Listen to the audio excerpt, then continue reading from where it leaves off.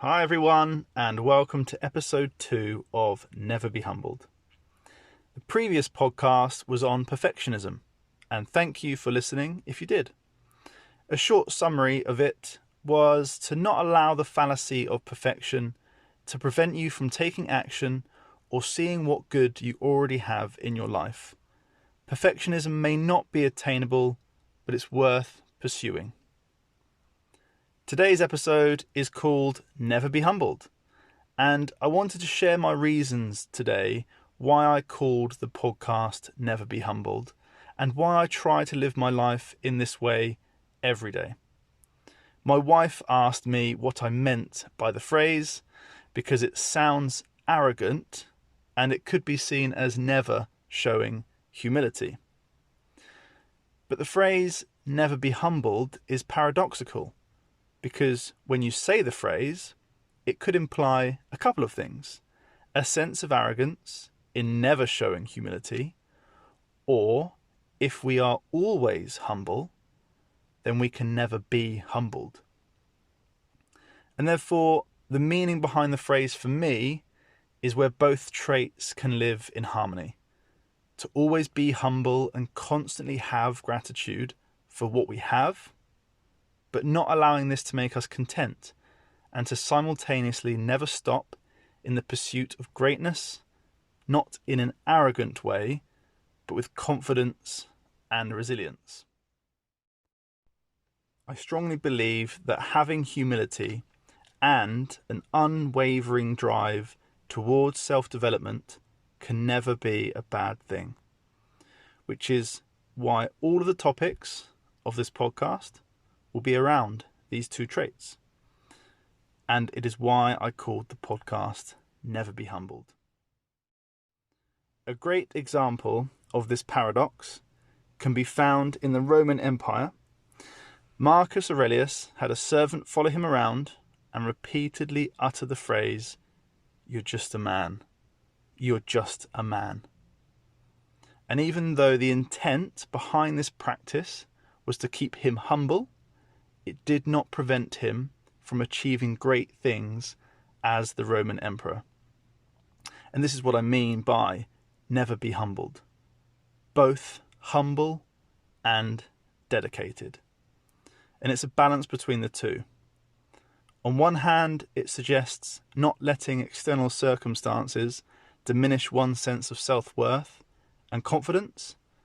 And on the other, it encourages maintaining humility throughout success and the striving for more, hoping that you will stay grounded and modest even in the face of achievements. Now, as I feel that humility and dedication are two very important traits to hold, I'd like to discuss in my own words what I feel is a good definition of both and what characteristics we can have in showing both of these traits. So, humility is often considered a positive trait in many philosophical, religious, and ethical traditions.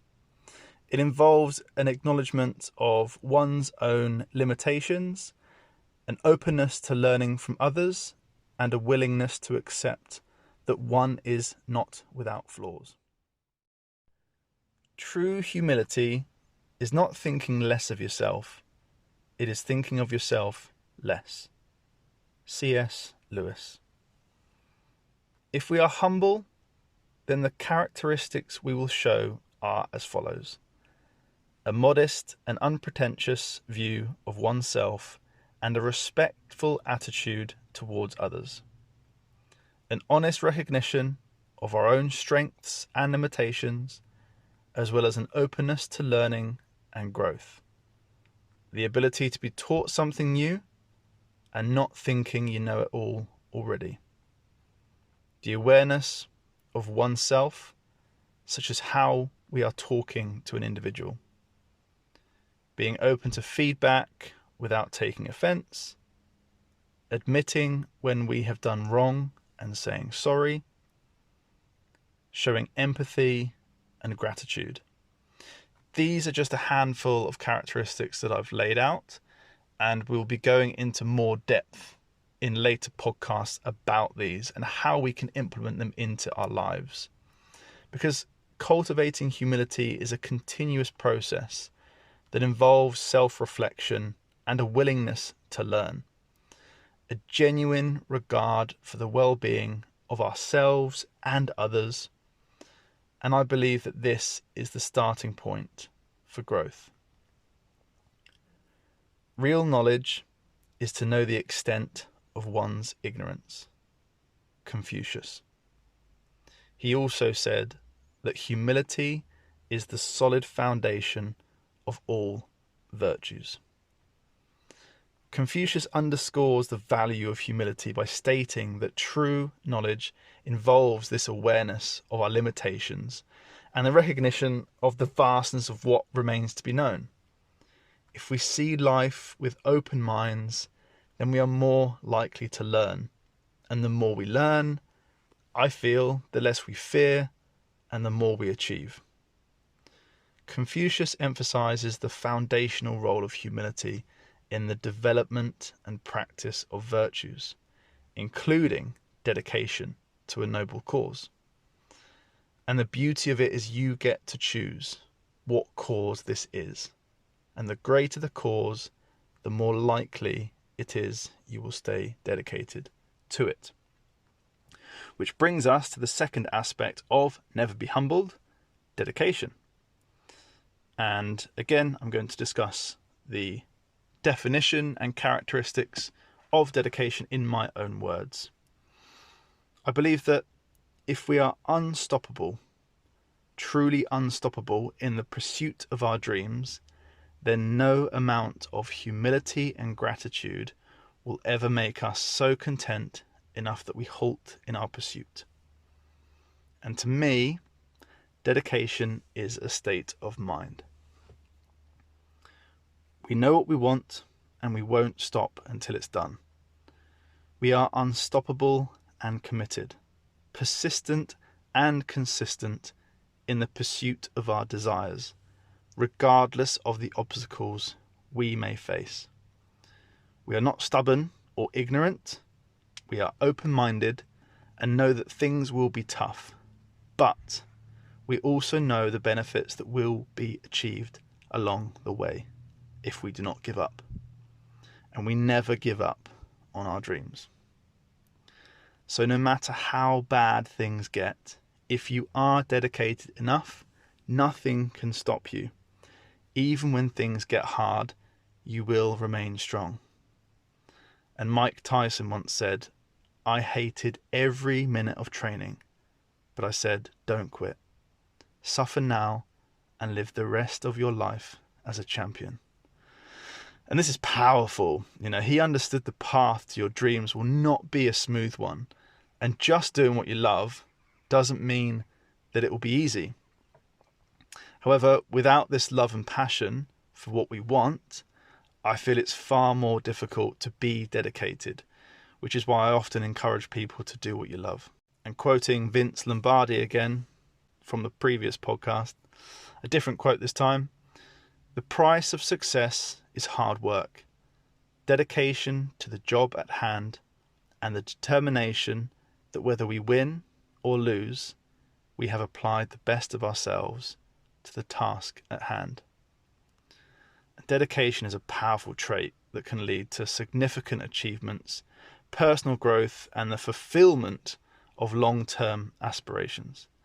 It involves this combination of passion and perseverance and a strong sense of purpose, which is why I think it is something that we should all try to attain. And these aspects of humility and dedication, as I said before, will be discussed in greater detail throughout these podcasts. And the reason why I'm doing this is primarily for me to learn and to create a place to refer to when I need to reflect, but also by making it available for everyone else that may be on their own learning journey. And as Robert Oppenheimer believed, there is no better way to learn than to teach. But why should you listen? I personally have always been interested in personal growth, and I find that short stories and quotes from successful people had a great benefit in helping me along my journey to hopefully greatness. And so I wanted to share the lessons that I've learned with anyone else that wants to listen and improve their lives. I will share the things that I've learned, my own personal experiences, and quotes that have helped me in my life. And a quote that I like quite a lot is from Einstein. He said that insanity is doing the same thing and expecting a different outcome. Therefore, if you're not happy with your life exactly how it is, then you have to find ways in which you are willing to change in order to change the outcome. If you stay doing the same thing over and over and over again, and you're just expecting a different outcome, most likely it's not going to happen. So if you want to change, then I advise changing for the better. The beauty of life as it stands for most of us now is that we do have a choice. And if you do choose to listen to this podcast, then I believe that you simultaneously choose to make your life better. It's the same reason why you should listen to your inner soul. Make the choice to improve your life. And Bruce Lee once said, absorb what is useful, discard what is not, and add what is uniquely your own. And his advice is for us to be selective in what we learn, discarding what is not useful and incorporating our own insights. And I would not expect anything different from you when you listen to me. Take what resonates with you and discard the rest and add in your own ingredients. Probably most of the things that I say you either know, you're doing, or just does not resonate with you and you cannot implement it into your life to better yourself. So discard it. But maybe 1% of the things that I will be discussing will help you in your life. And if we remain humble, we will see that we still have much to learn. I am only confident in what I know because of what I have learned in my clinical practice, in my ability to analyze scientific papers, and from people I respect. But I have always been open to learning. And I also learn from my mistakes and the mistakes of others and bad advice. Basically, what not to do in certain situations, I can learn from, as well as learning what to do in a certain situation. And therefore, I believe we can learn from everything and everyone in life. Even if people have it all wrong, you now know what not to do. And at the end of the day, if all of what I say is wrong, then you'll still learn. Isaac Newton once said, "If I have seen further, it is by standing on the shoulders of giants." And that is exactly what I have done. I'm standing on the shoulders of these very intelligent people that are way smarter than I am and have done so much learning in their lives. You just pick up a book and you can read detailed information about potentially 40 years of some intelligent person's learning and just take the bits that work for you. And Newton's acknowledgement of standing on the shoulders of giants highlights the humility of recognizing the contributions of others to one's own learning and progress. And this is exactly what has happened to me. I opened my senses, I read, I listened, I meditated, I've been coached, supervised, taught, I've educated, I've revised, I've practiced over and over, learning many lessons along the way. And lessons I'll be documenting, verbally, for anyone wanting to benefit from. And I hope that throughout these podcasts, you will adopt a never be humble mindset and learn how to do this along the way. Maybe you could stand on my shoulders and see further than I ever have.